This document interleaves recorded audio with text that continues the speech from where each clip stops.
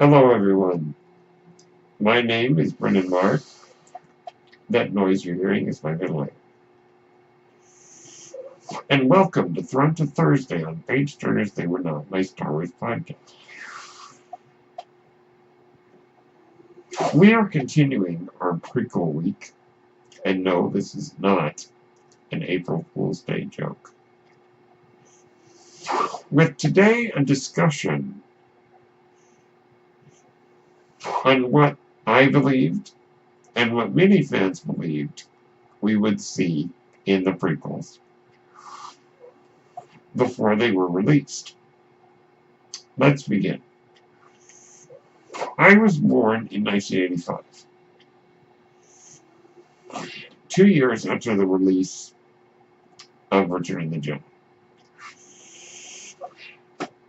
My earliest memories of Star Wars are probably from the Muppet Babies animated show,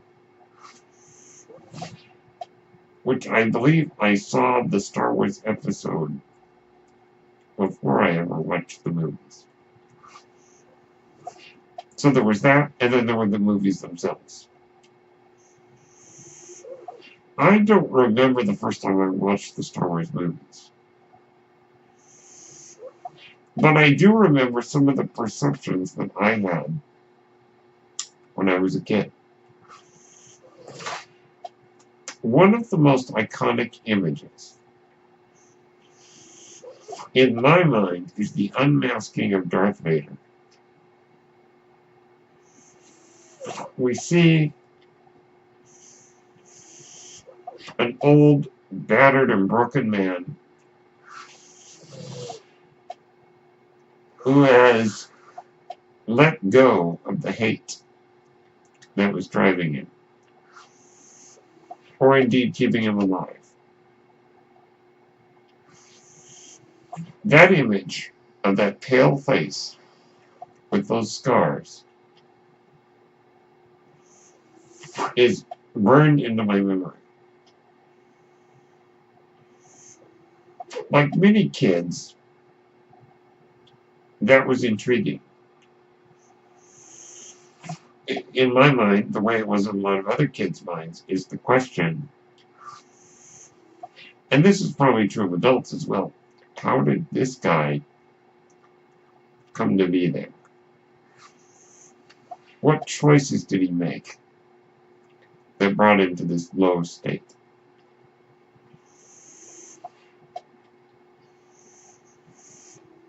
Now, I was lucky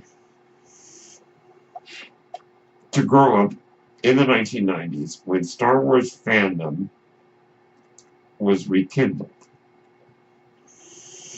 Starting, of course, with Timothy Zahn's Heir to the Empire in 1991. Believe it or not, Star Wars fandom dwindled in the late 80s. Many a child moved on to other hobbies. And because there really wasn't any new content that was worth the time, there was a dearth in the fandom. Now, Darth Vader, of course, intrigued me to know who he was before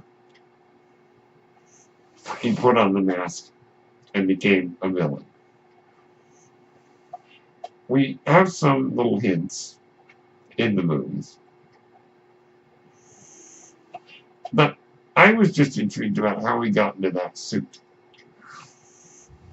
I remember as a kid playing with my Legos. Mind you, this is before Star Wars Legos. And this was many years before the prequels. Acting out with my Legos the moment where Darth Vader or Anakin Skywalker needed that mask to survive.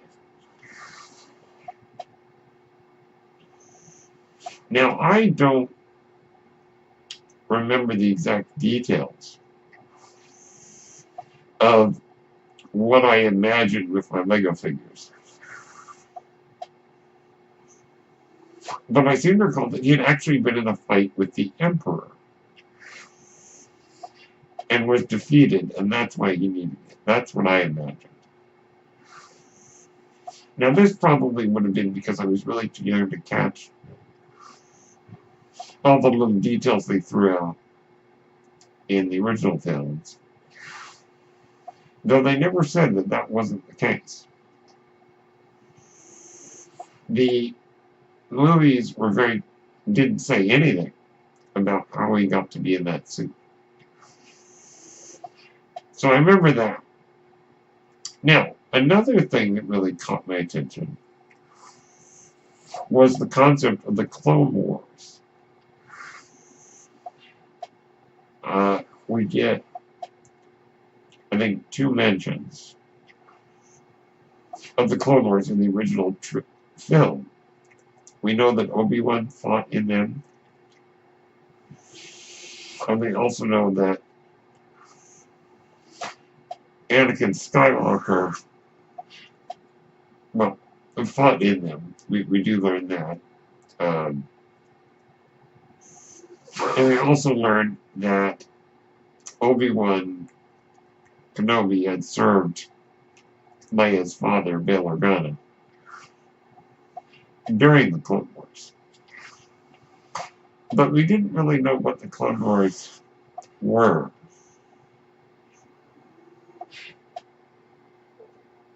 In the 1980 novelization of The Empire Strikes Back by Donald Glut,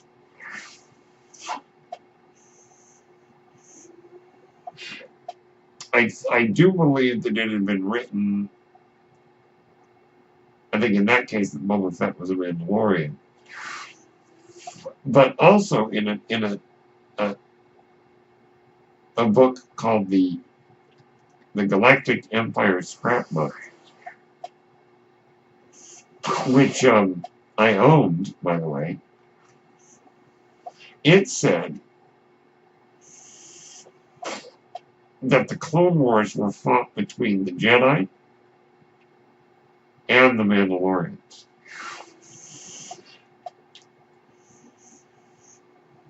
Now, before I knew who the Mandalorians were, because that word is never spoken out loud in a movie, I assumed, as many people did, that the clones were the bad guys in the Clone Wars. Now, I don't know why, but when I was a kid, for some reason, the image I had of the clones was of this is a very obscure reference, the warrior character that you could play in the old video game Hexen. That's an obscure reference, but I don't know why that image would come to mind when I was a kid. So, like many people, I believe that the clones are the bad guys. I don't recall ever kind of acting that out in my mind what that would have been like. But I do distinctly recall acting out how Darth Vader came to need that suit. Now, I didn't really know what we were going to get in the prequels, and I was probably too young to have started a checklist of what I wanted to see. But it was a very interesting time. Now, I went back just recently and read the Timothy Zahn Thrawn trilogy. And several times in those books, little hints are dropped about what had come before. These, of course, are not in line with what the prequel trilogy established. But this is not a continuity problem. This is just merely tendencies on imagining what might have been.